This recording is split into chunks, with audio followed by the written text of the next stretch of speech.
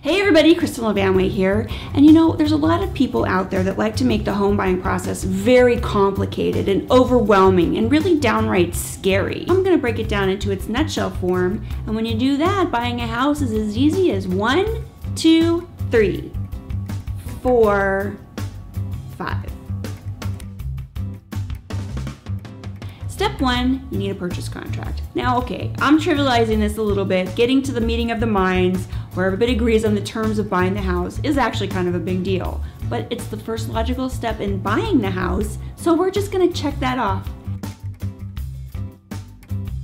Step 2 is opening escrow.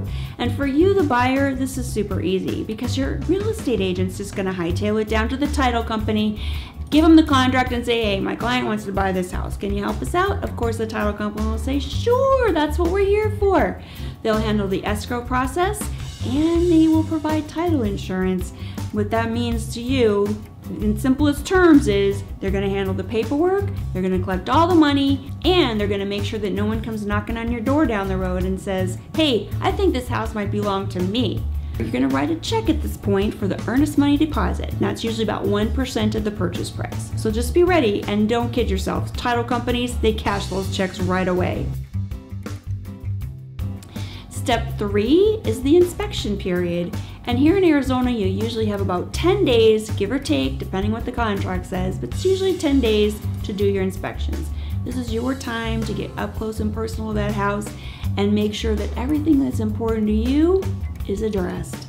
I highly recommend that you get a professional home inspector to go over the house with a fine-tooth comb, and they will tell you everything you want to know, maybe a few things you don't want to know about the house. You might want to also get a pest control guy, make sure there's no critters eating the place. But don't limit yourself. You can do whatever you want to do during this time to verify that in fact this house meets all your needs. So that's right, go down there on Saturday night, park your car in front of the house, and count how many parties are going on down the street. Because depending on your priority system, there may be too many, there may be too few. Oh, you're going to be writing a check to the inspector, and that cost is usually about $300 to $500, depending. If you're buying a gigantic mansion though, who knows, sky's the limit. Now, assuming that everything goes well in the inspection, well then you're going to proceed on to step 4, which is the appraisal. This is where your lender sits somebody down who's an expert in home values to determine what they think the house is worth. This is just one guy's opinion, okay? It's not the same thing as market value, which is how much someone is actually willing to spend to buy the house. This is just this guy's opinion, which he's going to share with the lender so the lender feels comfortable loaning you this money. It's a lot easier if it appraises for at least the contract price or above, but don't fool yourself. The appraised value doesn't really tell you if you got a good deal or not, okay? That gives you to step 5, which we in the business like to call closing. And this is basically where you just sign papers until your hands bleed. And when you get to the end of all of the piles, you have to record the transaction, and that usually takes a day or so after everything is signed.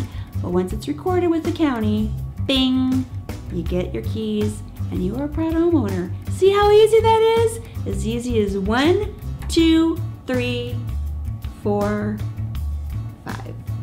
If you have any questions or comments, you know where to find me, Kristin at hereinphoenix.com. Go out there, make it a great day, and you know what? Since it's such a piece of cake, go out and buy a house too while you're at it.